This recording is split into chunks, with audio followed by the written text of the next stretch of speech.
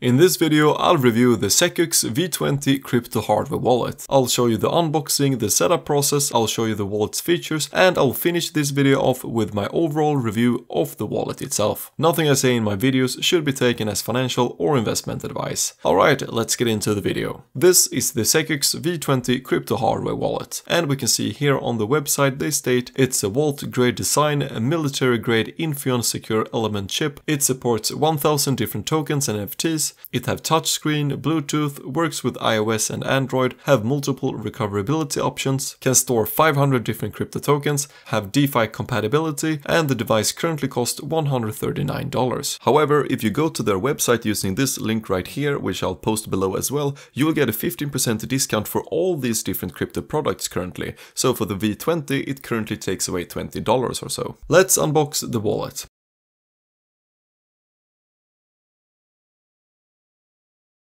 In the box we also find a bag for the wallet device itself, a user guide, 2 recovery phrase sheets, and a USB-C charger. Let's turn the device on and set it up. We set a PIN code, name our device, select create a new wallet, and write down the recovery phrases. Then we scan a QR code with our phone, create a password to access the account portfolio in the wallet device. And now to connect the device, we click the menu button and turn on Bluetooth and search until we see our wallet and connect by typing in the security code showing on the wallet. We need to update our wallet, and that occurs through another app that we download on our phone. We open it up, we agree, select our device, and start the updating process, which is to turn the wallet off by holding the button down for 3 seconds, then we hold it down for 10 seconds to go into update mode. Plug in the power cable and then click update now. This took a few minutes. Do not move away from the screen on your phone, keep it up and do nothing whilst it's updating. And then when it's finished, the device starts like normal again. Here is what the mobile app portfolio looks like empty. To add a crypto token, click here on create account. And here you can see a basic overview of the different crypto tokens we can store on the wallet. Here we have Ethereum chain and Binance Smart Chain, which covers the thousands of different crypto tokens that they mentioned before. Otherwise, it is these traditional tokens that are supported right here. Here are all other features on the wallet.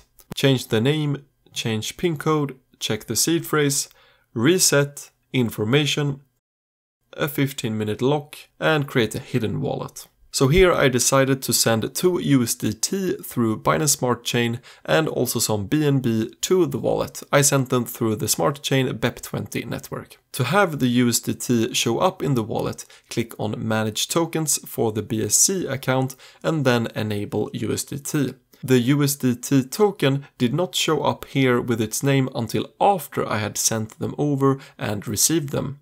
The BNB tokens I received, I can see the dollar worth in the mobile app only, but to see the BNB tokens amount, I need to click on send to be able to see them here in the mobile app. If we click on Wallet Connect here, we can connect to DeFi applications by simply scanning a QR code. And we can swap on PancakeSwap, buy NFTs, anything, and it worked flawlessly. To approve a transaction, we need to approve on the physical wallet, which is a good thing for security. Sending crypto from the wallet is super easy, just like MetaMask. However, the fee for sending on the Binance Smart Chain, the BEP20 network, it was a set BNB amount of 0.006, so currently about 6 times higher fee than what the actual blockchain transaction fee would be. So now we're at the part where I conclude my thoughts and feelings on the SecuX V20 hardware crypto wallet.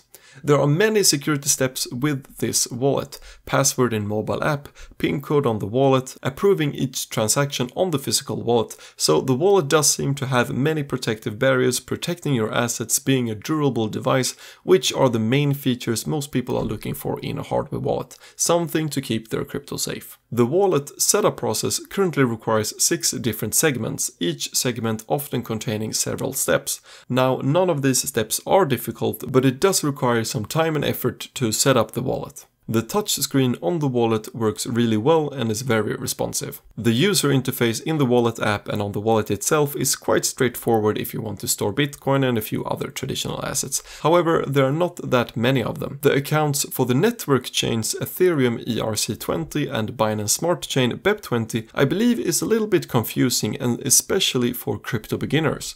We have a BEP20 account solely for the BNB token and an account for the Binance Smart Chain network where we store all other BEP20 tokens, and that is called BSC Coin. And on the BSC Coin account we also need BNB tokens to handle transaction fees. And when we open up a network chain account, it starts mentioning multiple different other network names that I would change right away to avoid any confusion of which network chain to use for a specific account.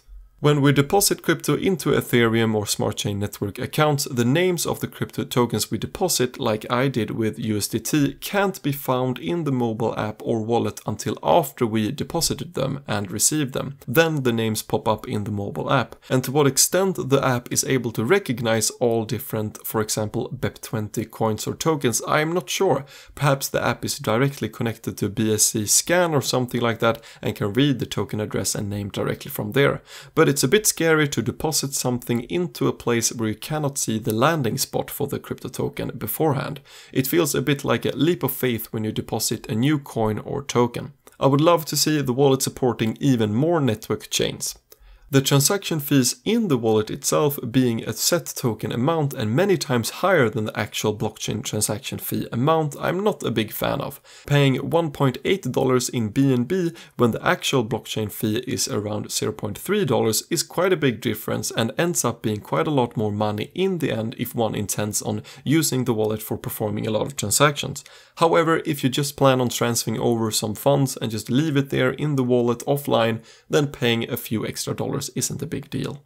The connection to DeFi through the mobile app through the Wallet Connect feature works really great. It goes fast and the approving of transaction works flawlessly. And when using this feature, the transaction fees are decided by the dApps you're using and not the wallet itself. So it seems the wallet certainly lives up to its purpose of securing funds. It looks aesthetically cool, the handling of transactions and the mobile app is simple and easy. However, I think there are other crypto hardware wallets within and below the same price range that features more tokens, more network chains, have lower fees and are easier to use. Now, if you enjoyed this video, consider helping me out with a like, and if you want to see more crypto device miner reviews like this one, consider subscribing and hit the bell so you don't miss my videos. Thank you for watching, I'll see you in the next one, bye bye.